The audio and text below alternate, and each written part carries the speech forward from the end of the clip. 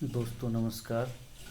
Revision अड्डा YouTube channel पे आप सबका हार्दिक स्वागत है। दोस्तों हम लोग 100 क्वेश्चन बौद्ध धर्म के कर लिए थे। आइए उसी के आगे आज हम देखते हैं। तो जो पहला प्रश्न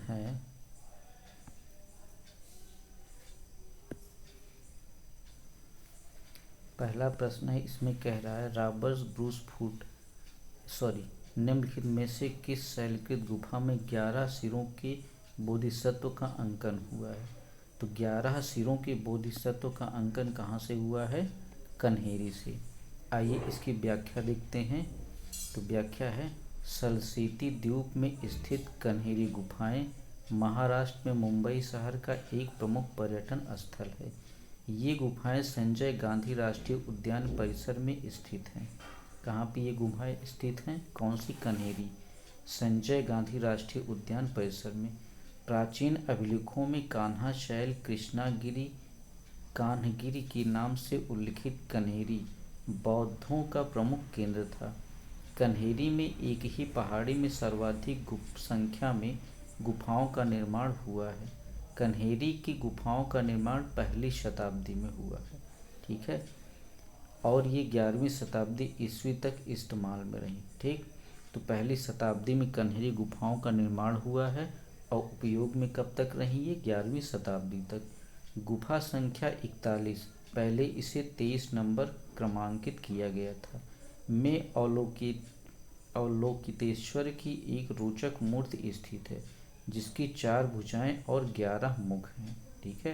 तो गुफा संख्या 41 में एक अवलोकितेश्वर की रोचक मूर्ति है जिसमें 4 भुजाएं और 11 मुख हैं। यह अपनी किस्म का भारत में स्थित एकमात्र मूर्ति है।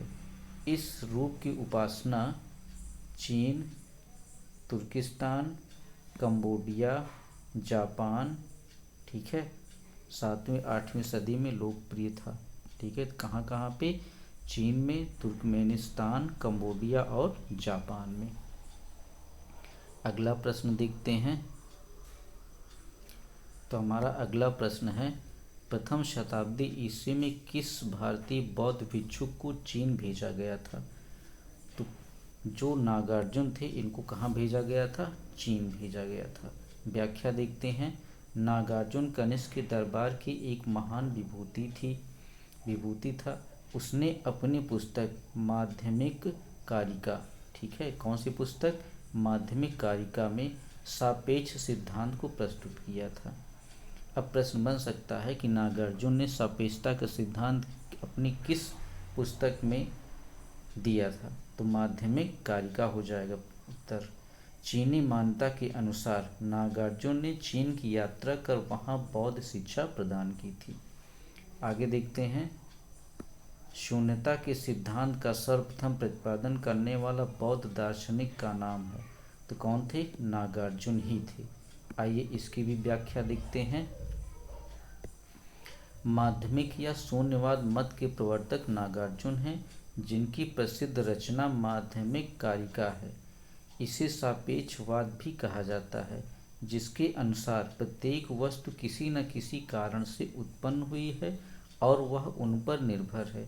नागार्जुन ने प्रतीत्य समुत्पाद को शून्यता ही कहा है, ठीक है। तो शून्यता किसको कहा है नागार्जुन ने? प्रतीत्य समुत्पाद को। अगला प्रश्न, नागार्जुन किस बौद्ध संप्रदाय के थे? ठीक है, तो नागार्जुन जो थे वो माध्यमिक संप्रदाय के थे। बौद्ध शिक्षा का केंद्र है, तो बौद्ध की शिक्षा का केंद्र इनमें से कौन सा है? तो विक्रमशिला, ठीक है। व्याख्या देखते हैं। प्राचीन काल में बौद्ध शिक्षा के 3 प्रमुख केंद्र थे। कौन कौन से? नालंदा, वल्लभी और विक्रमशिला। नालंदा बिहार आधुनिक पटना के दक्षिण में लगभग 40 मील की दूर पर आधुनिक बड़गांव नामक ग्राम के समीप स्थित है। तो कहाँ पे है? आधुनिक बड़गांव, ठीक है। नालंदा पटना से लगभग 40 मील दूर। आगे इसकी व्याख्या देखते हैं। यह महायान बौद्ध धर्म की शिक्षा का प्रमुख केंद्र था। तो महायान बौद्ध धर्म की शिक्षा का प्रमुख केंद्र कौन था? नालंदा। ठीक। वल्लभी की अगर बात किया जाए तो गुजरात की काठियावाड़ क्षेत्र में आधुनिक वल नामक स्थान पर स्थित पश्चिमी भारत में शिक्षा एवं संस्कृत का प्रमुख केंद्र था। यह हीनयान बौद्ध धर्म की शिक्षा का प्रमुख केंद्र था। तो यहाँ पे दो महत्वपूर्ण प्रश्न मिले कि हीनयान बौद्ध धर्म की शिक्षा से क्या संबंधित था? वल्लभी। ठीक है। और महायान की बौद्ध धर्म शिक्षा से संबंधित प्रमुख केंद्र क्या है? नालंदा। आगे देखते हैं। विक्रमशिला बिहार के आधुनिक भागलपुर से 24 मील की ओर पत्थर घाट नामक पहाड़ी पर स्थित था। विक्रमशिला के महावीर की स्थापना पाल नरेश धर्मपाल। ठीक। तो विक्रमशिला अध्ययन केंद्र था, इसकी स्थापना कौन किया था? पाल नरेश धर्मपाल ने। कब किए थे? 770 से 810 ईस्वी ने की। उसने यहाँ मंदिर तथा मठ भी बनवाए। वाराणसी की अगर बात किया जाए तो हिंदू संस्कृत एवं धार्मिक शिक्षा का प्रमुख केंद्र था। गिरनार गुजरात के जूनागढ़ जिले में स्थित है। बुद्ध के समय में उज्जैन अवंत की राजधानी थी। ठीक है। जो उज्जैन थी वो क्या थी? अवंत की राजधानी थी। तो आगे देखते हैं।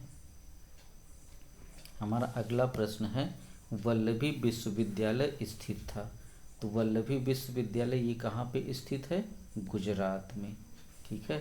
तो यहाँ पे बौद्ध धर्म की किस शाखा का अध्ययन किया जाता था? अभी आपने पढ़ा है, कमेंट में बताइए। नालंदा विश्वविद्यालय की स्थापना का युग है, तो ये गुप्त युग था। ठीक। नालंदा विश्वविद्यालय की स्थापना का युग कौन था? गुप्त युग था। आगे देखते हैं इसकी व्याख्या।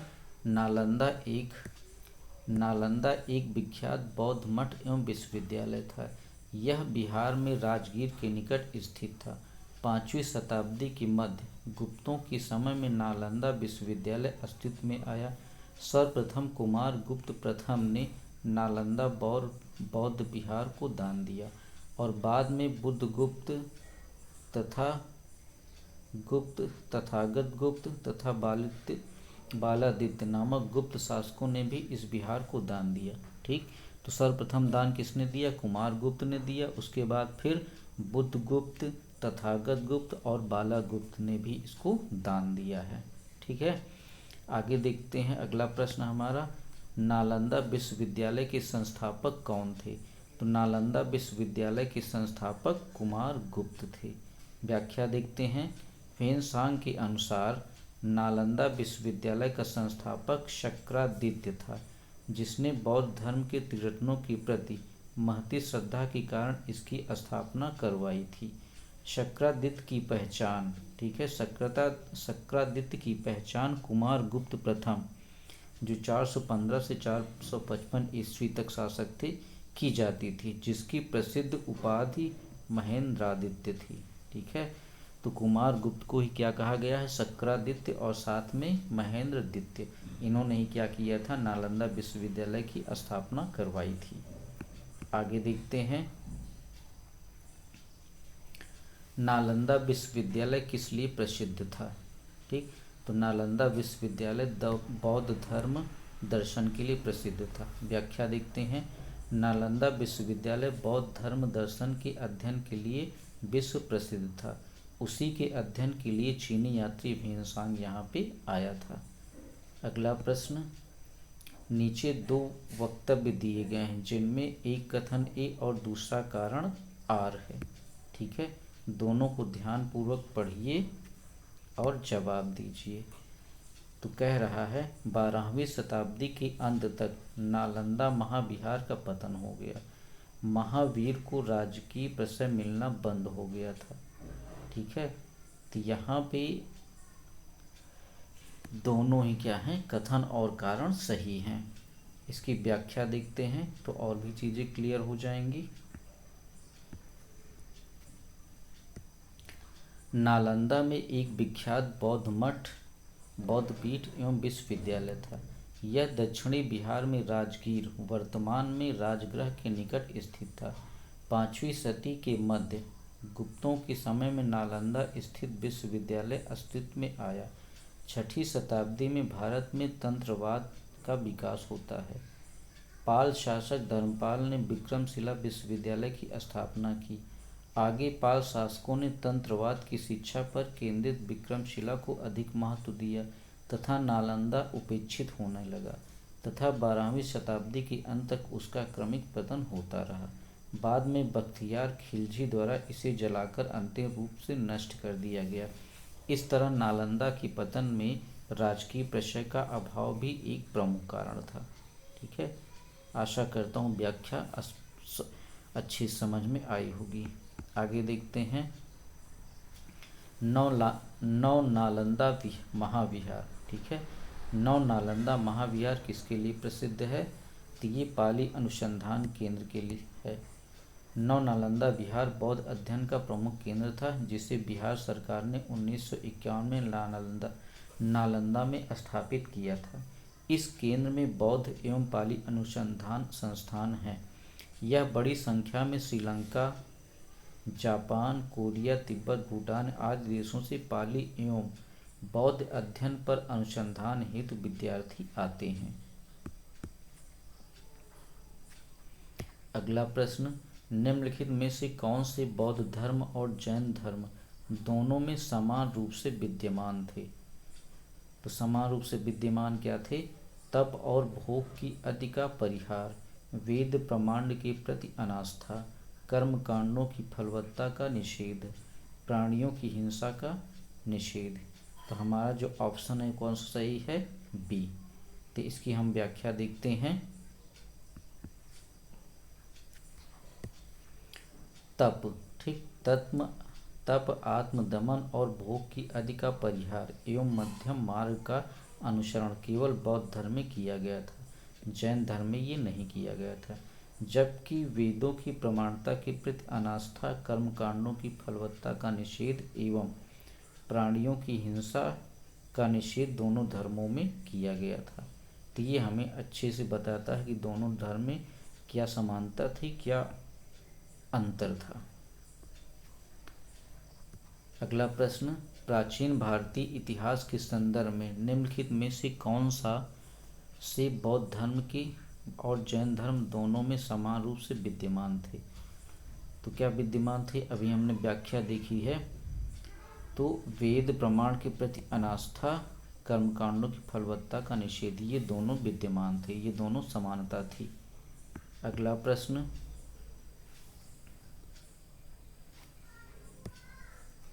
निम्नलिखित में से कौन सी बात बौद्ध धर्म तथा जैन धर्म में समान थी?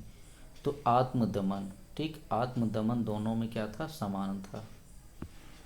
अगला प्रश्न हमारा है, भगवान बुद्ध ने निम्नलिखित 4 आर्य सत्यों का प्रतिपादन किया।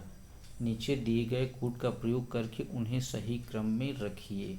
ठीक है, तो सही क्रम क्या है? ADBC। ठीक, दुख का कारण है, दुख निरोध का मार्ग है, दुख का निरोध है, दुख है। ठीक, हमने उल्टा पढ़ दिया क्या? चलिए फिर से देखते हैं। पहले क्या है? दुख है, ठीक है, दुख का कारण भी है, दुख का निरोध है, दुख निरोध का मार्ग है। ठीक है, इसकी व्याख्या देखते हैं। संबोध में गौतम बुद्ध को प्रतीत्य समुत्पाद के सिद्धांत का बोध हुआ। इस कार्य करण सिद्धांत को उन्होंने संपूर्ण जगत पर लागू किया। सर्वप्रथम उन्होंने जिन 4 आर्य सत्यों का उपदेश दिया वे इस प्रकार हैं। दुख, संसार में सर्वत्र दुख है, जीवन दुखों एवं कष्टों से पूर्ण है। दुख समुदाय, प्रत्येक वस्तु का कोई न कोई कारण अवश्य होता है, अतः दुख का कारण भी है। दुख निरोध, दुख का अंत संभव है। दुख निरोध गामिनी प्रतिपदा, दुख के मूल अविद्या के विनाश का उपाय अष्टांगिक मार्ग है। आगे देखते हैं। बौद्ध धर्म तथा जैन धर्म दोनों ही धर्म विश्वास करते थे। तो किसमें विश्वास करते थे? कर्म तथा पुनर्जन्म के सिद्धांत सही हैं। बुद्ध तथा महावीर दोनों ही 6ठी शताब्दी ईसा पूर्व की धार्मिक क्रांति के अग्रदूत थे। इन दोनों ने वैदिक कर्मकांडों तथा वेदों की अपौरुषेयता का समान रूप से विरोध किया। अहिंसा तथा सदाचार पर दोनों ने बल दिया तथा दोनों ही कर्मवाद पुनर्जन्म में विश्वास रखते थे। बौद्ध दर्शन के अनुसार विचार कीजिए किन बातों का। ठीक है, तो पुनर्जन्म नहीं होता है। बौद्ध दर्शन में क्या कहा गया कि पुनर्जन्म नहीं होता है, आत्मा की सत्ता नहीं है। तो इस यहाँ पे ए गलत है और आर क्या है, वो हमारा सही है। इसकी व्याख्या देखते हैं। तो प्रतीत समुत्पाद ही बुद्ध के उपदेश का सार है। ब्राह्मण ग्रंथों द्वारा प्रतिपादित वेदों की अपौरुषेयता एवं आत्मा की अमरता के सिद्धांत को उन्होंने स्वीकार नहीं किया, परंतु आत्मा के अस्तित्व को अस्वीकार करने के बावजूद वे पुनर्जन्म तथा कर्म के सिद्धांत को मानते थे। उनके अनुसार जीवन विभिन्न अवस्थाओं की संतति है जो एक दूसरे पर निर्भर करती है। किसी अवस्था की उत्पत्ति उसकी पूर्ववर्ती अवस्था से होती है। अतः कथन ए गलत है किंतु आर सही है। ठीक, अगला प्रश्न देखते हैं। तो अगला प्रश्न है हमारा, बौद्ध धर्म के विषय में कौन सा कथन सही है।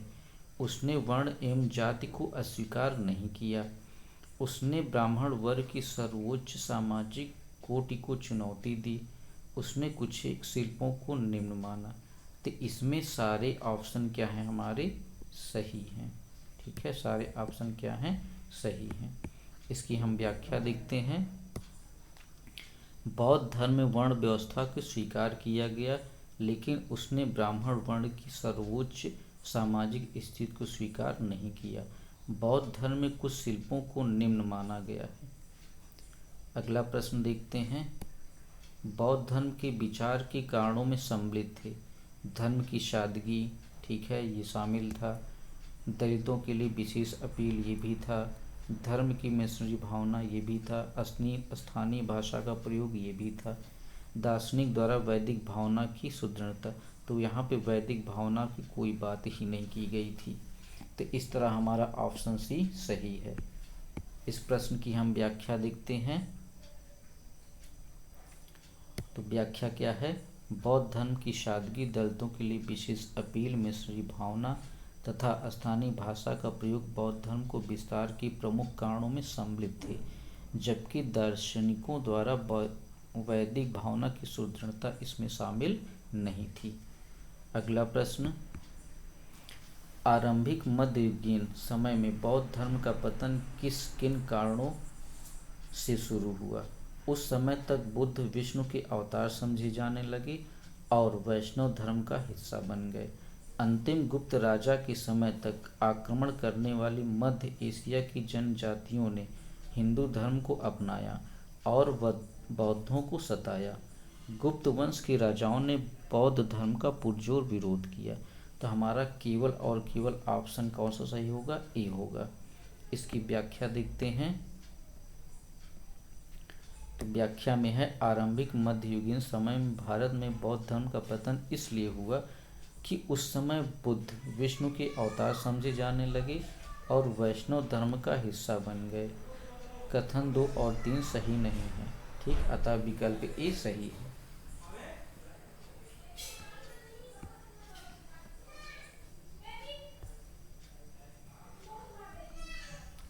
तो हमारा अगला प्रश्न है, भारत के धार्मिक इतिहास के संदर्भ में निम्नलिखित कथनों पर विचार किए।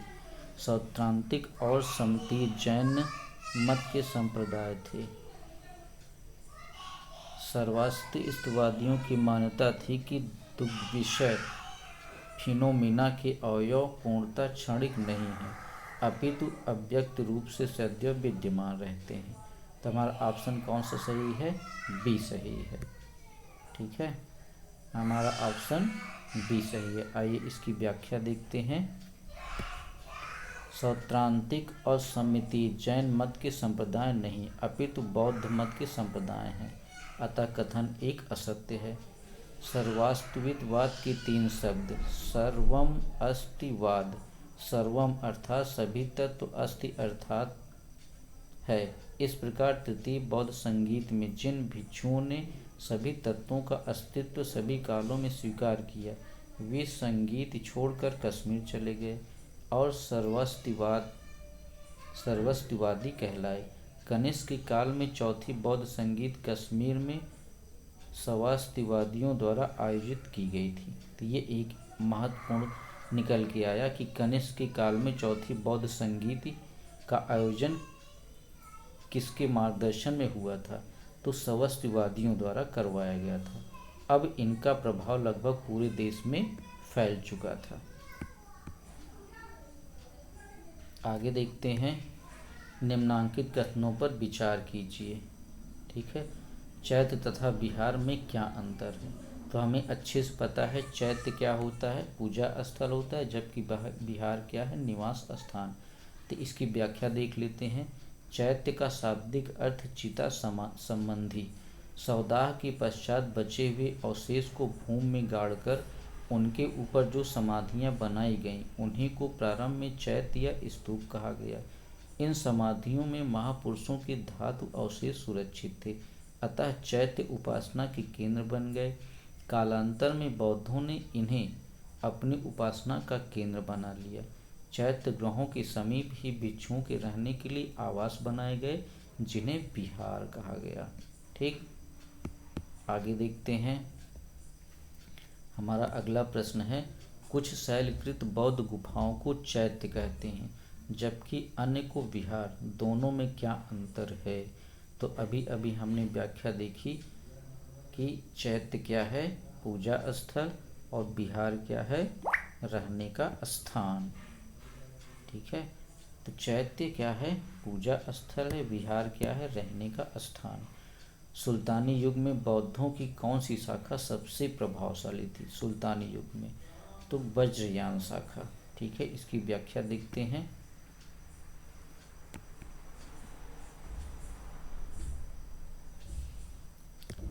तो हमारा ये लास्ट प्रश्न है बौद्ध धर्म का, देखते हैं इसकी व्याख्या। मध्यकाल में बौद्धों की वज्रयान शाखा सबसे अधिक प्रभावशाली थी। वज्रयान का सबसे अधिक विकास 8वीं शताब्दी में हुआ था तथा इसके सिद्धांत मंजू श्री मूल कल्पम तथा गुहा समाज नामक ग्रंथों में मिलते हैं।